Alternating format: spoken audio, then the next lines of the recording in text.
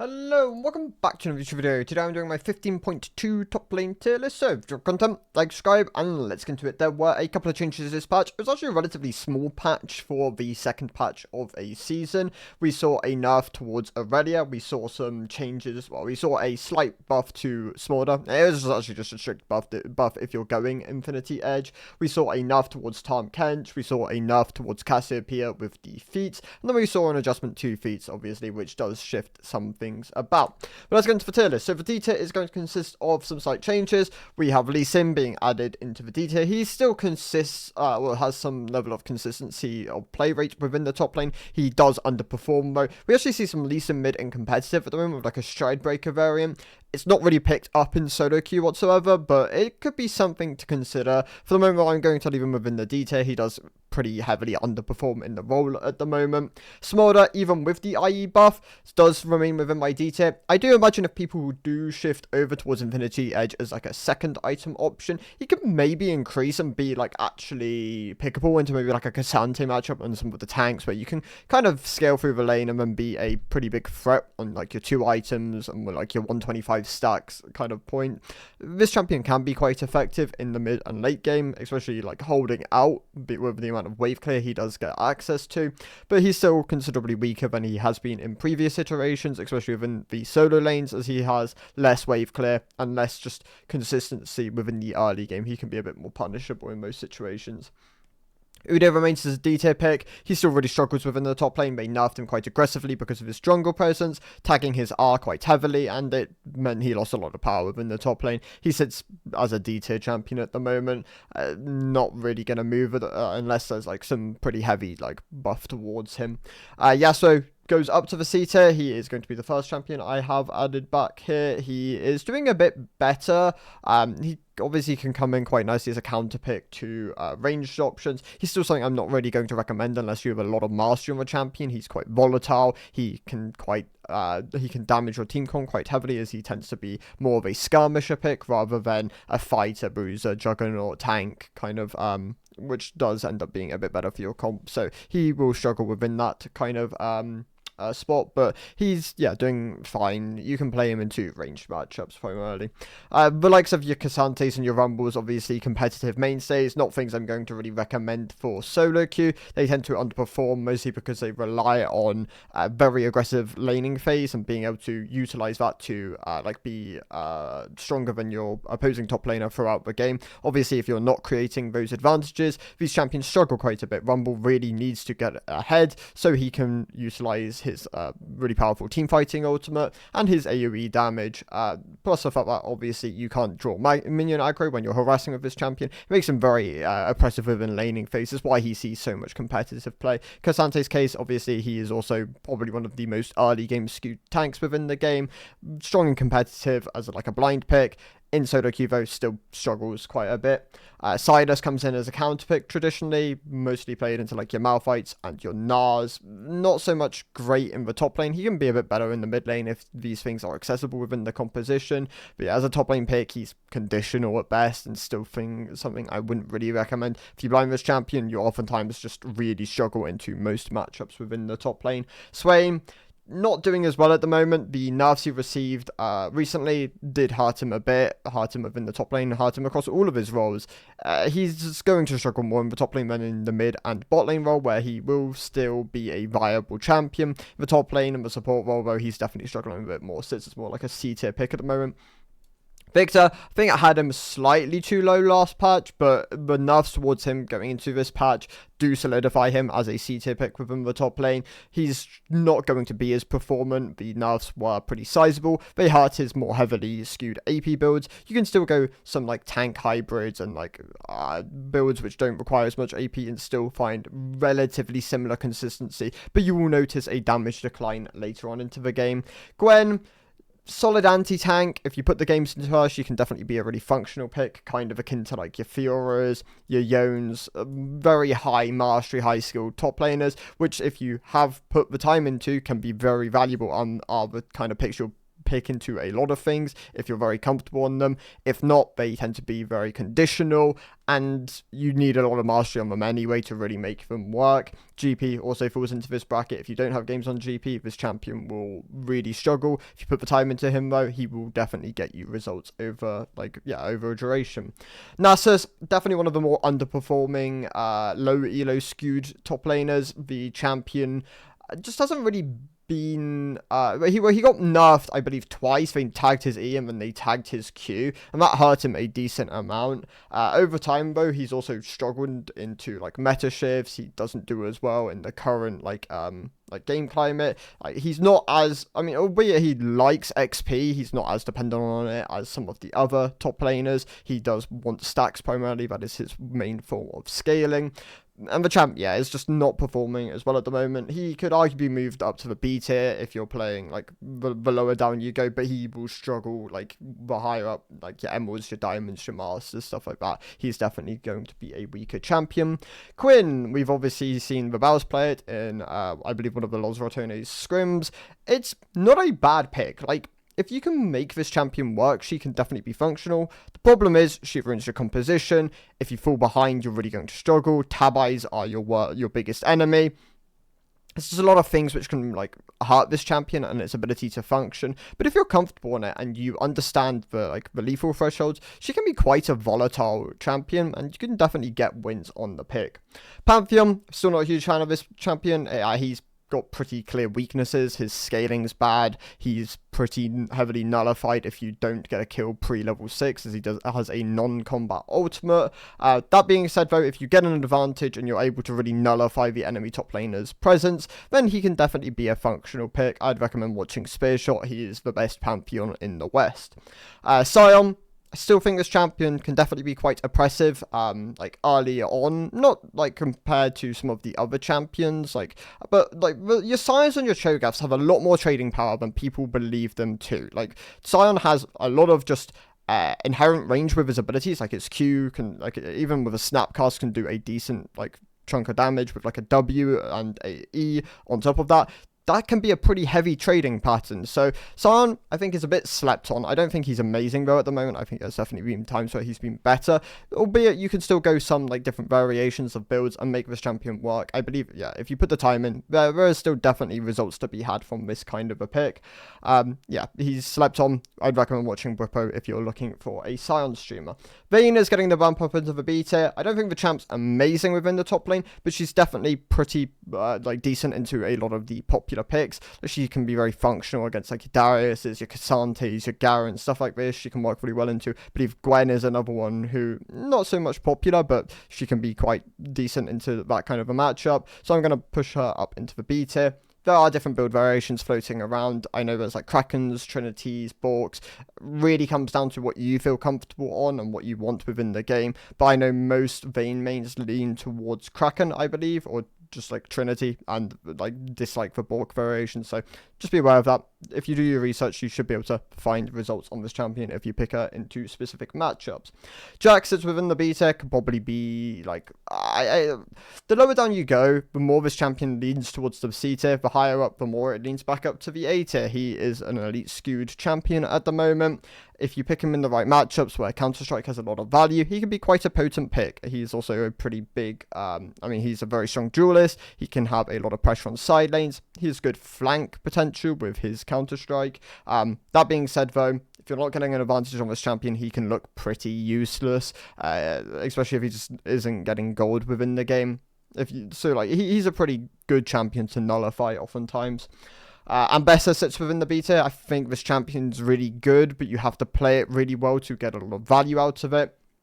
In some of the harder matchups, you can oftentimes sit back. You have a bit of range with your W, and you can oftentimes walk up and then disengage with the amount of dashes and mobility you have. Obviously, you're probably going to ban Renekton. That is, I believe, hardest matchup by quite a margin.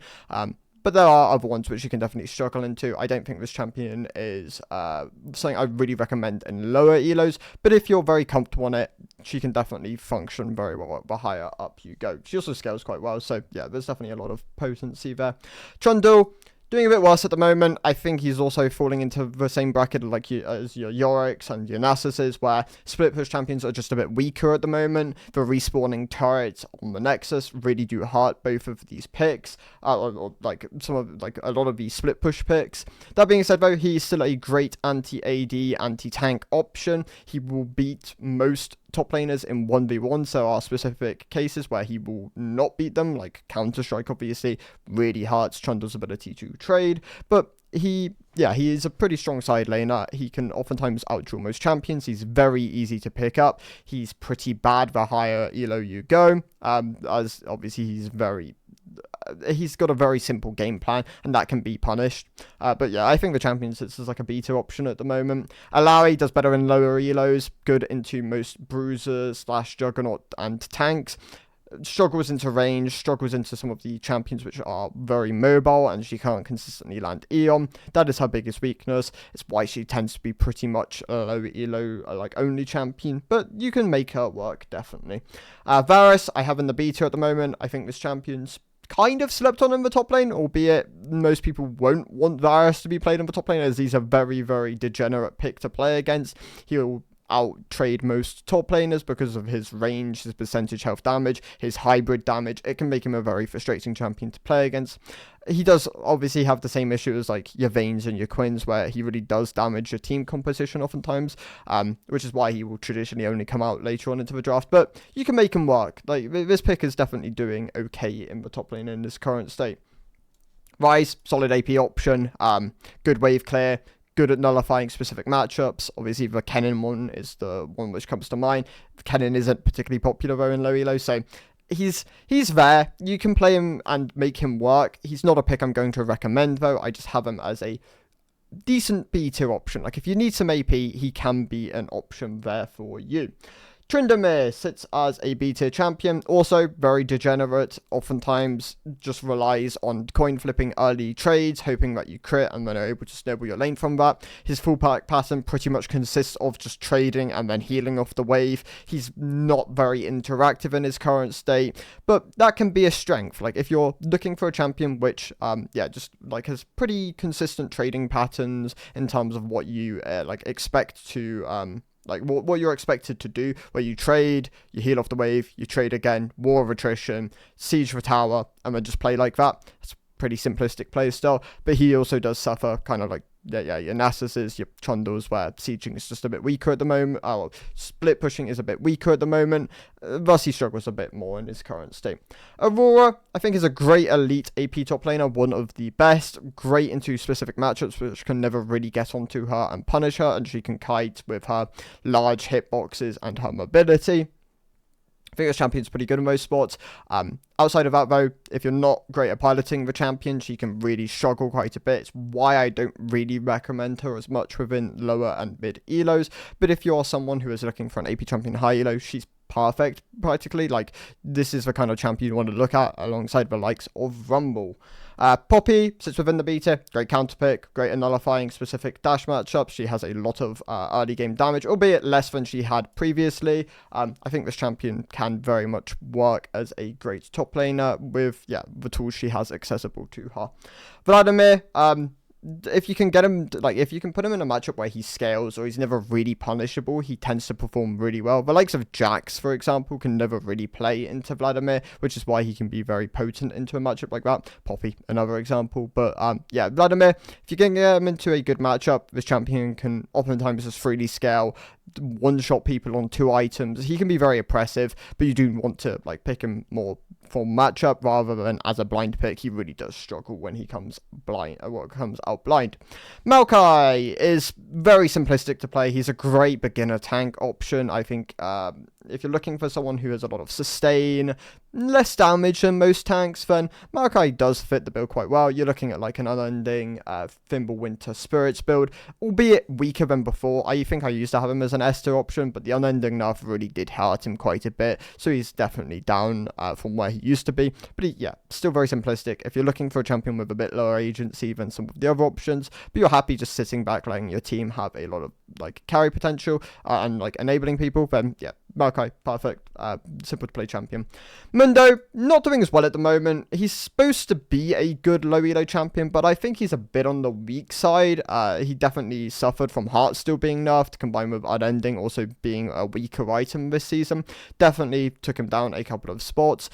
He also got directly nerfed. His E, I believe, has taken so many nerfs over time. Like, that ability used to scale up to like 7% max health. I believe it's like 2.8 now, so yeah, Mundo doing a bit worse at the moment, sits as more like a mid-B tier option in his current state.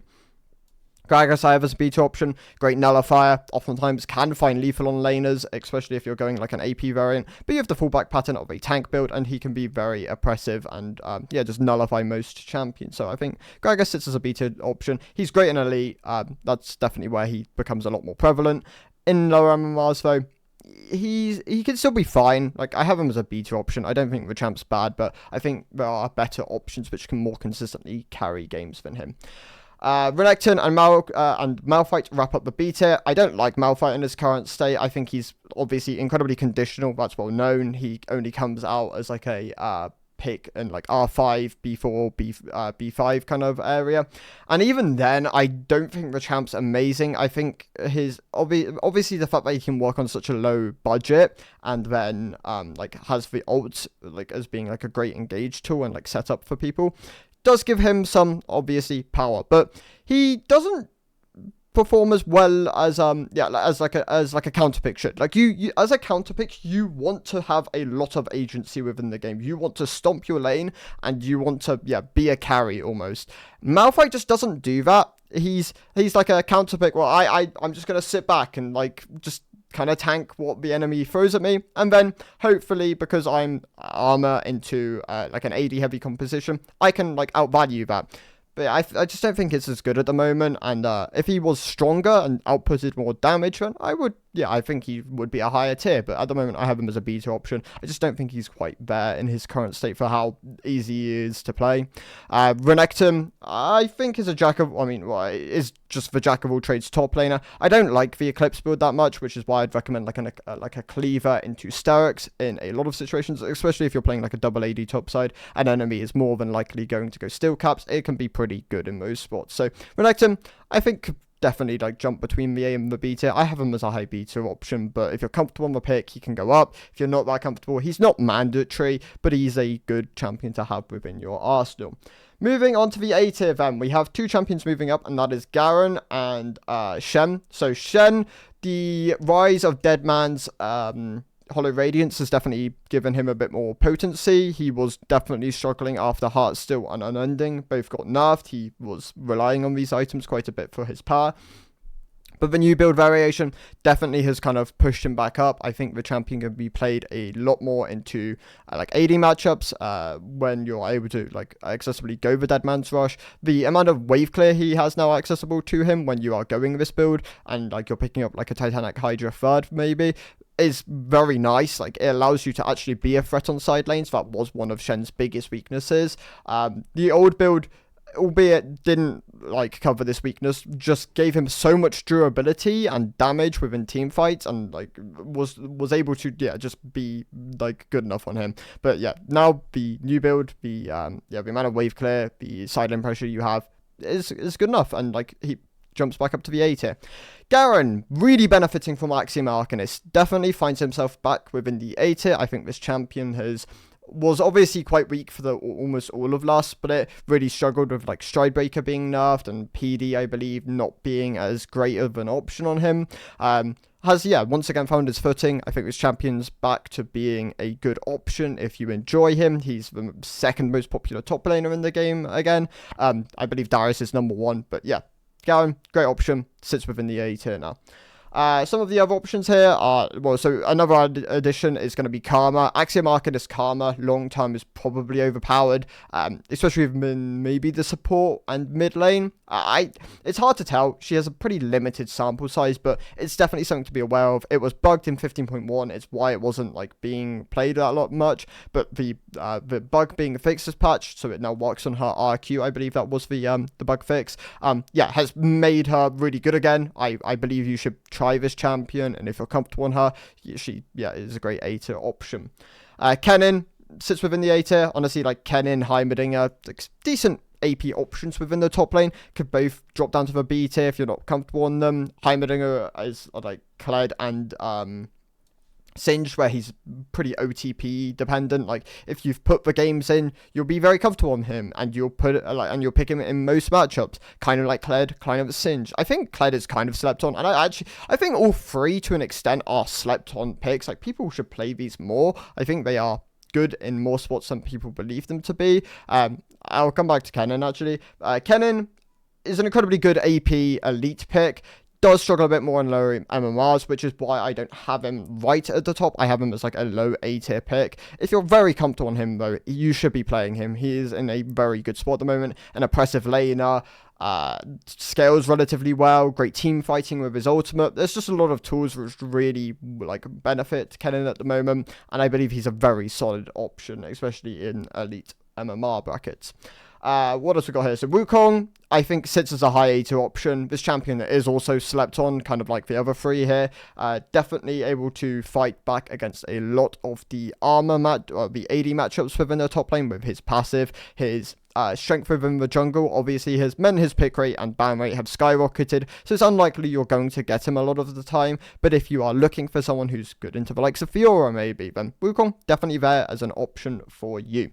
Yorick, not doing as well at the moment, albeit he should be he is the premier low elo pick. Like, Yorick is one of the weakest high elo champions within the game, kind of like Set, for example. Albeit I think Set is not as bad as a lot of people think he is. This champion can, in specific matchups, have a decent amount of dueling power, like Riven, for example. Set can oftentimes nullify her, unless the Riven is very good at piloting her champion.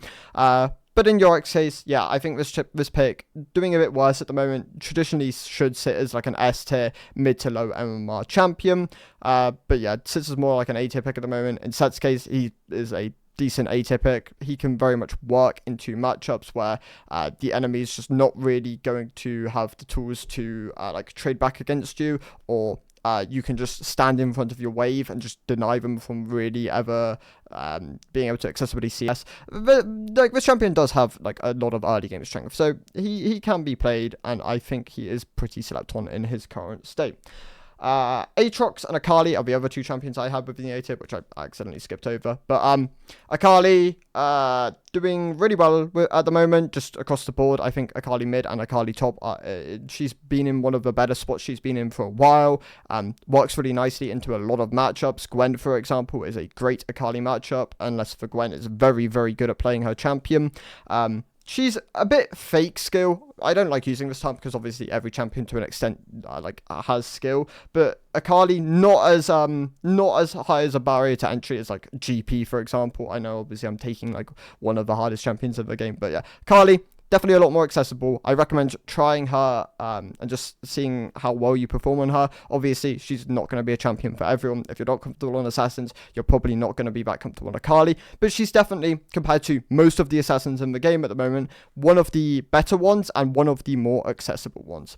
Aatrox, the Voltaic Cyclosaur build is incredibly good. Like, people, I think, have caught on at this point that Shojin, Voltaic Cyclosaur, is very, very hard for enemies to outrun you because you have the slow and the chase potential with your ultimate oftentimes, and like your E-dash and the CC. There's just a lot of tools which allow Aatrox to stick onto the target and just output as much damage as possible with the amp on Shojin and the lethality of the Voltaic Cyclosaur. He's a good pick at the moment. I think more people should be playing him, albeit he's one of the most played top players in the game, so the build is good. Like, you should play Aatrox.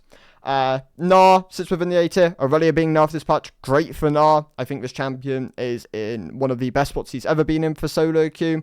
Gnar traditionally has always been a good elite pick, but now I think he's more accessible for the average player base. So Gnar, yeah, sits as a mid to high A tier pick at the moment. Ornn, it's just a good like fallback option. Like, if you need a tank and you want some level of late game power with like the ability to support your team with more powerful items, Ornn is great.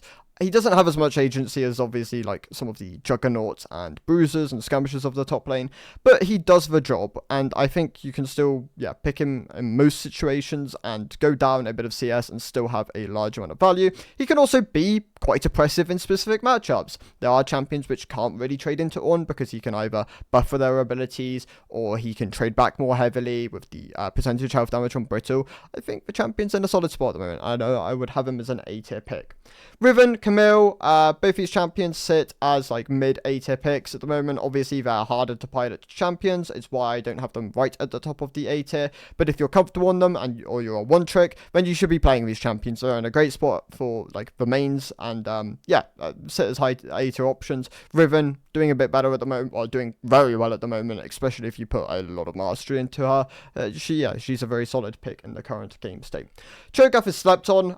This pick is looking really good, just data-wise. Obviously, he is very telegraphed. He doesn't scale into the higher MMR brackets quite as well as some of the other options, but the amount of sustain, trading power this champion has in the early levels is heavily slept on, and you can oftentimes catch people out with like an Emax Grasp build or a Qmax Arcane Comet build. There are different ways of playing with this champion. I think like even like Carbos's build with like the Shorelia, I believe it's Symbiotic Souls Deadmans with Halo Blades, it can be played, and there are loads. I think Cho'Gath is just slept on, and if you're looking for a tank to play at the moment which is less popular, not really going to get banned, then Cho'Gath is a great option there for you.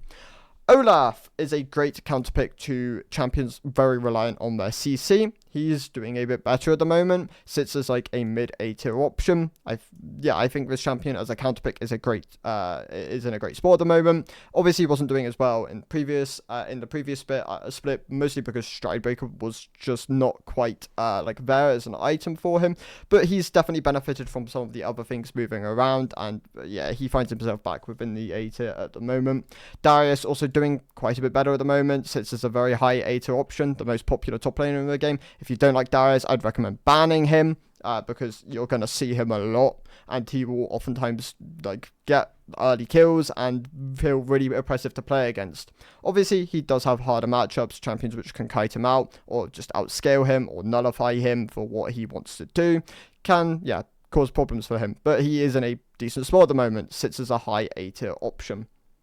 The other picks here are the likes of Teemo, Volibear, other high A tier picks. I think these champions can, like, in Volibear's case, he's very trivial in what he wants to achieve. He's a stat checking, great tower diving tank bruiser juggernaut. He can go different build variations. Obviously, like one of the common ones is like the Sundered Sky variation. You have the Unending Despair variation. You have the Roa Flicker Blades variation. There's just loads of ways you can play him, and I'd say he's in a pretty decent spot at the moment. Teemo's case, obviously very good within lower MMR brackets. People won't sweep for your shrooms, or they won't play around them as much as they probably should do.